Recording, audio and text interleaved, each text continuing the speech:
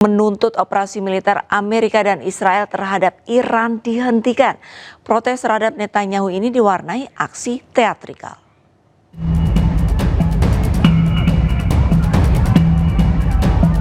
Para pengunjuk rasa memegang spanduk. Mereka menentang kebijakan perang Israel yang diambil oleh Netanyahu. Selain membentangkan spanduk, para pengunjuk rasa juga menuntut Netanyahu segera diekstradisi ke Den Haag atas kejahatan perang.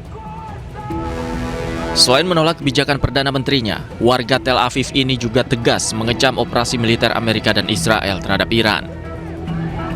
Unjuk rasa juga diwarnai aksi teatrikal, di mana pengunjuk rasa mengoleskan cat merah yang disimbolkan sebagai pertumpahan darah akibat kebijakan Netanyahu. Protesting because of the war that we are 22 days are still running to the shelter without any aim, because we understood that in the beginning our tyrant said that we are fighting against the Iranian regime, but 8 months ago he said that we are defeat them for generations, and 8 months later we are still running to the shelters because we are fighting against Iran. Unjuk rasa berjalan damai, sementara aparat keamanan menjaga ketat lokasi selama unjuk rasa berlangsung. Di tengah dentuman perang yang kembali mengguncang Timur Tengah, seorang perawat di Lebanon memilih bertahan meskipun kehilangan orang-orang tercinta.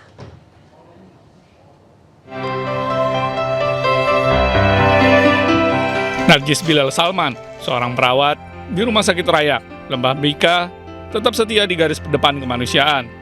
Di saat keluarganya mengungsi demi keselamatan, ia justru memilih tinggal menjalankan sumpah profesinya. Perang tahun 2024 telah merenggut tunangan dan sepupunya. Namun bagi Narjis, luka itu menjadi kekuatan.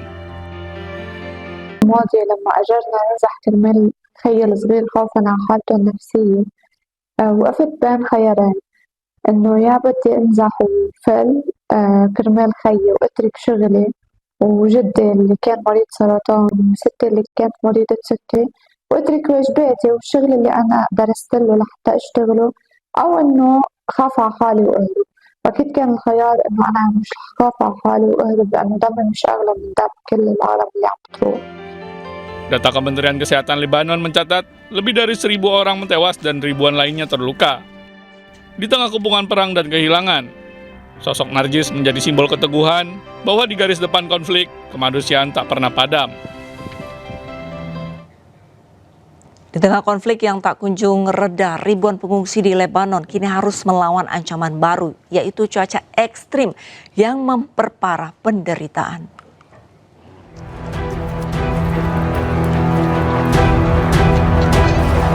Di Beirut Selatan, para keluarga pengungsi bertahan di tenda-tenda darurat yang penuh sesak. Hujan deras mengguyur tanpa henti, sementara angin kencang merobek perlindungan seadanya. Rekaman dari wilayah Bayal memperlihatkan kepanikan. Warga berusaha menahan terpal dan mencegah air masuk ke dalam tenda mereka. Kondisi ini disebut sangat memilukan, terutama bagi mereka yang terjebak tanpa perlindungan memadai di tengah cuaca buruk. هنا عشرة الشهداء دعمونا من عشرة الشهداء على بيال. قاعدين بالبيال تحت الشتاء، الفرش كلها ماي والدولة ما عم تطلع فينا. ده وزير شو. Data terbaru mencatat lebih dari 1 juta orang telah mengungsi dan ratusan ribu lainnya bertahan di tempat penampungan yang semakin tidak layak. Operasi militer Israel terhadap Hizbullah kembali dilancarkan, memperpanjang penderitaan warga sipil. Di antara perang dan badai, para pengungsi hanya bisa bertahan, menanti harapan yang kian menipis. Sementara itu pemirsa, serangan udara Amerika Serikat dan Israel merusak fasilitas kesehatan di wilayah barat daya Iran. Rumah sakit Imam Ali di Dimashq tidak dapat menerima pasien hingga perbaikan selesai.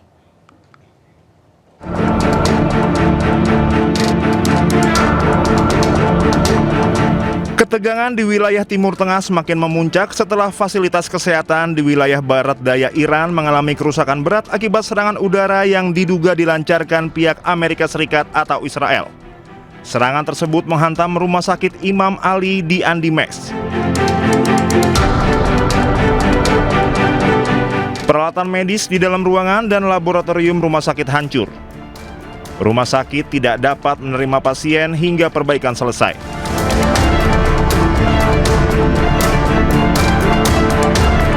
Menurut data Kementerian Kesehatan Iran, sejak konflik dimulai hampir 21.000 orang terluka. Sementara 7 rumah sakit dan 36 ambulans mengalami kerusakan.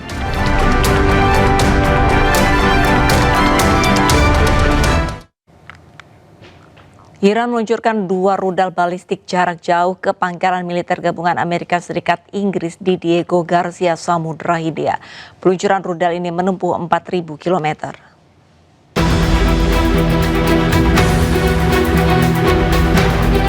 Usai Inggris mengizinkan Amerika Serikat memakai pangkalan udara militernya, Iran meluncurkan 2 rudal balistik jarak jauh ke pangkalan Inggris di Diego Garcia, Samudra Hindia.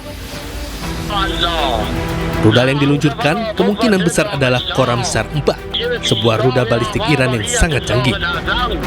Peluncuran rudal ini merupakan pertama yang dilakukan oleh Iran. Diperkirakan rudal balistik Iran jarak jauh ini menempuh 4.000 km menuju pangkalan Inggris di Diego Garcia. Atas serangan ini, tidak satupun rudal mengenai pangkalan militer gabungan Amerika Serikat Inggris.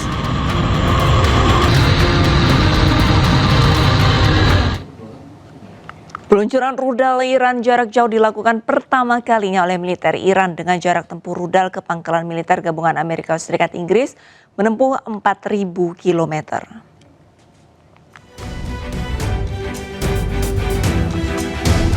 Pemirsa, rudal yang diluncurkan oleh pasukan militer Iran ke pangkalan militer gabungan Amerika Serikat Inggris menempuh jarak yang cukup jauh ke Diego Garcia, Samudra Hindia yang mencapai 4.000 km.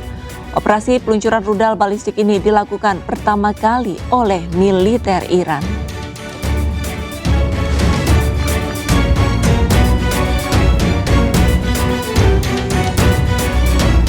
Di sisi lain, pemirsa, Perdana Menteri Inggris telah mengizinkan Amerika Serikat untuk penggunaan pangkalan-pangkalan militer Inggris. Setelah mendapatkan izin menggunakan pangkalan militer Inggris, Angkatan Udara Amerika Serikat mengirimkan pesawat USAF C-130 Hercules dan pesawat pembom B-1 Lancer mendarat di pangkalan Angkatan Udara Militer Inggris. Pesawat C-130 Hercules milik militer Angkatan Udara Amerika Serikat tengah menurunkan bom JDAM atau bom berpemandu GPS yang dilengkapi dengan pemandu laser dan inersial alias bom pintar. Kedatangan pesawat-pesawat ini terjadi setelah Menteri Pertahanan Amerika Serikat Pete Hegseth menegaskan bahwa serangan terhadap Iran akan meningkat. Tak hanya pesawat Hercules Amerika Serikat, tetapi juga pesawat pembom B-1 Lancer terlihat terbang dari pangkalan udara militer Inggris. The United States has requested permission to use British bases for that specific and limited defensive purpose.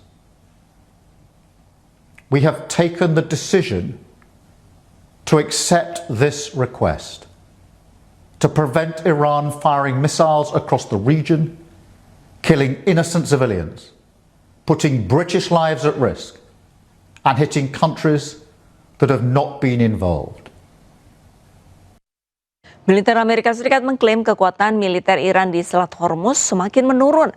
Serangan Amerika Serikat telah menghancurkan situs pendukung intelijen dan relay radar rudal yang digunakan Iran untuk memantau pergerakan kapal.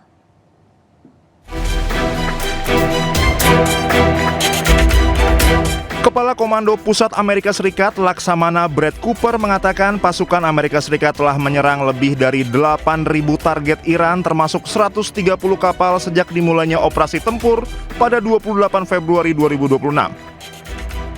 Cooper juga mengklaim kemampuan Iran menyerang kapal di Selat Hormuz telah menurun setelah jet tempur Amerika Serikat menjatuhkan bom seberat 2.300 kg di fasilitas bawah tanah pesisir Iran yang menyimpan rudal jelajah anti kapal dan peluncur bergerak. Serangan tersebut juga menghancurkan situs pendukung intelijen dan relay radar rudal yang digunakan untuk memantau pergerakan kapal. Iran has lost significant combat capability over the last 3 weeks. We are taking out thousands of Iranian missiles, advanced attack drones, and all of Iran's navy, which they use to harass international shipping. Their navy is not sailing, their tactical fighters are not flying, and they've lost the ability to launch missiles and drones at the high rates seen at the beginning of the conflict. Sebelumnya, Presiden Amerika Serikat Donald Trump mengancam akan menyerang dan menghancurkan pembangkit listrik Iran jika akses lewat Selat Hormuz tidak dibuka dalam waktu 48 jam. Militer Iran membalas akan menargetkan semua infrastruktur energi milik Amerika Serikat di kawasan tersebut jika infrastruktur bahan bakar dan energi Iran diserang.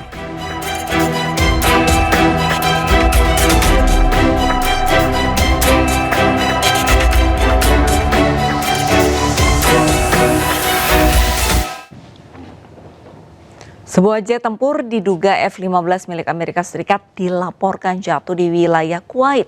2 pilot Amerika Serikat selamat.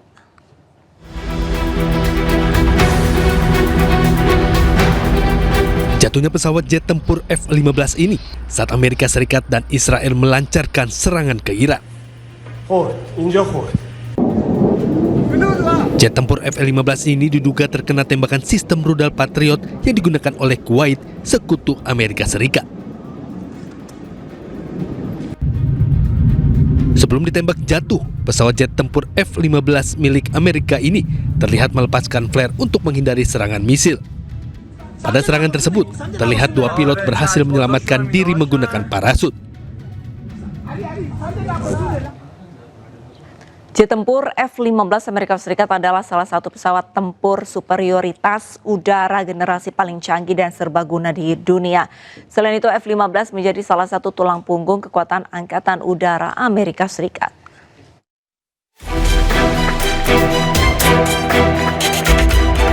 Jet tempur F-15 Amerika Serikat adalah salah satu pesawat tempur superioritas udara generasi paling canggih dan serbaguna di dunia. Jet tempur F-15 ini bisa membawa 12 rudal ke udara. Tak hanya bisa mengangkut rudal, F-15 milik Amerika Serikat ini dilengkapi radar terbaru, sistem peperangan elektronik, dan memiliki kokpit digital. Jet tempur F-15 ini juga mampu terbang lurus ke atas dan bermanuver dengan kecepatan tinggi. Selain itu, jet tempur F-15 tetap menjadi salah satu tulang punggung kekuatan udara Amerika Serikat.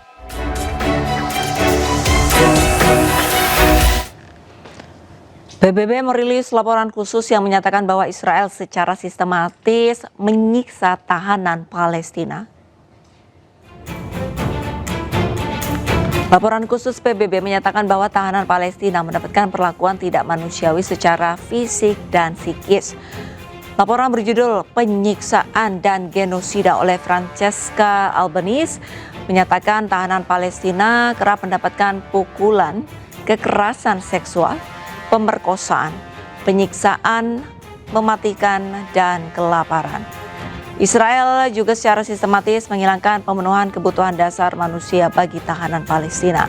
Selain itu, sejak Oktober 2023, penahanan warga Palestina semakin bertambah menjadi 18.500 orang dan setidaknya 1.500 diantaranya adalah anak-anak.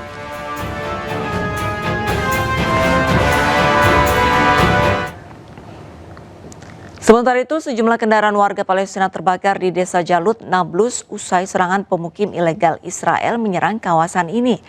Menurut Bulan Sabit Palestina, 3 orang terluka setelah pemukim Zionis Israel menyerang Desa Jalut di Provinsi Nablus. Serangan penjajah Israel juga menyebabkan kantor pemerintahan Desa Jalut dan 4 kendaraan warga terbakar. Selain di Provinsi Nablus, Israel juga membombardir Provinsi Jenin. Pemukim Israel diketahui melakukan 4.723 serangan terhadap warga Palestina dan harta benda mereka di tepi barat pada tahun 2025. 1.070 warga Palestina syahid akibat serangan pasukan atau pemukim Israel.